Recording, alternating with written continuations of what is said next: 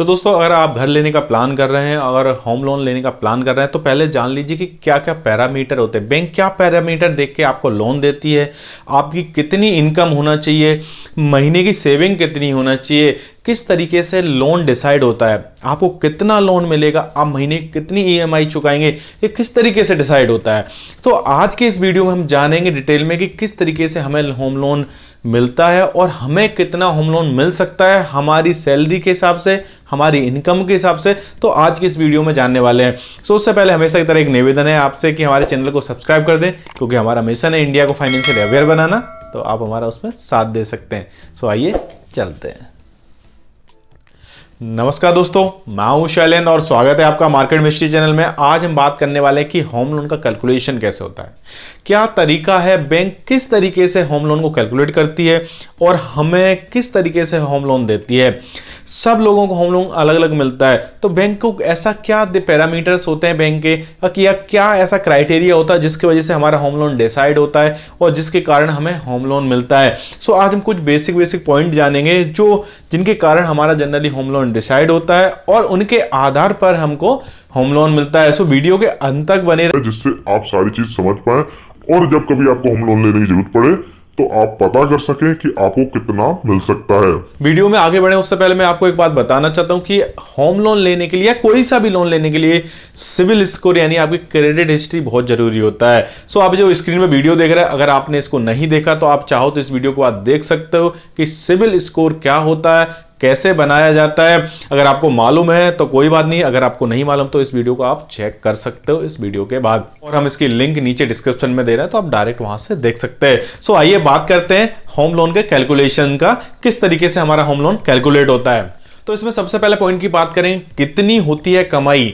Bank सबसे पहले ये जानती है कि आप कमाई कितनी करते हैं, यानी हर महीने आप कितना पैसा कमाते हैं। बैंक आप होम लोन लेने के लिए आपसे सैलरी स्लिप लेगी, आपसे आईटीआर लेगी, आपका बैंक स्टेटमेंट लेगी। ये सारी चीजें चेक करने के बाद बैंक ये भी देखेगी कि आपके अदर सोर्स क्या हैं इनकम जनरेट करने के, और कहां से आप पैसा लाते हैं महीने में, और कहां से आप पैसा बचाते हैं, कहां से आप और पैसा इकट्ठा करते हैं। तो ये सारी चीजें देखने के बाद बैंक डिसाइड करती है कि आपको कितना होम लोन देना चाहिए। अब इसमें अगले पॉइंट की बात करते हैं कि कितनी होनी चाहिए सेविंग।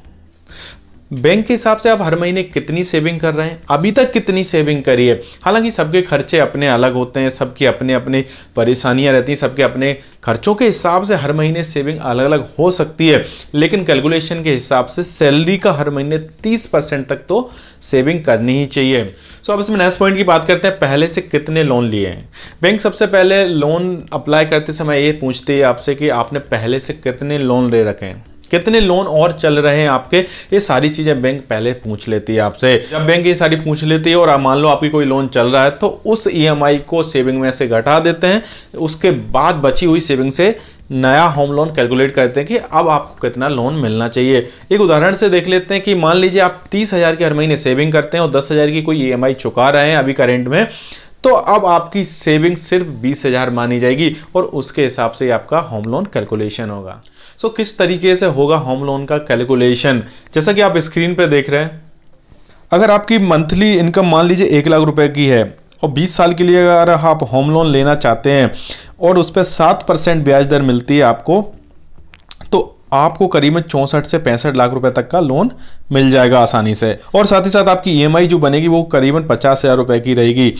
अब अगर आपकी कोई ईएमआई चल रही है, मान लीजिए आपकी कोई मंथली किस्त चल रही है और उसकी किस्त जो जाती है वो 10,000 रुपए की जाती है, तब आपको सिर्फ 51 से 52 लाख रुपए तक का ही लोन मिलेगा और आपकी ईएमआई बनेगी अब 40,000 के आसपास। हालांकि अलग अलग बैंकों का अपने अपने हिसाब से लोन देने का तरीका होता है। कई लोग आपको ज़्यादा भी दे सकते हैं, कई लोग हो सकता है कम भी दे सकते हैं। और जैसा कि मैं शुरुआत में बताया था, आपका क्रेडिट हिस्ट्री यानी सिविल स्कोर सबसे ज़्यादा मैटर करता है, तो वो अच्छा होना चाहिए, तभी आपको ज़्यादा लोन के लिए ऑफर मिलता है। अगर आप होम लोन लेना चाहते हैं तो उससे पहले ये सारी चीज़ें आप एक बार चेक कर सकते हैं, जिससे आप ज़्यादा से ज़्यादा होम लोन ले सकें।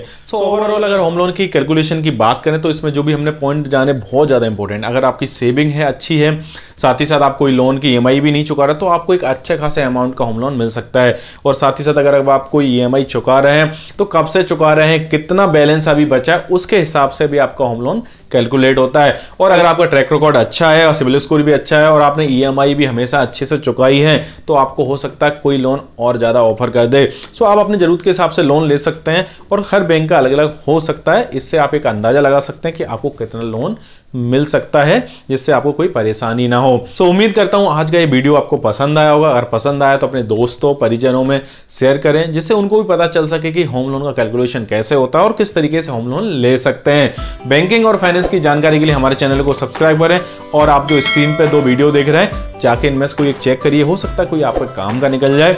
सो मिलते हैं नेक्स्ट वीडियो में, तब तक के लिए नमस्कार, जय हिंद।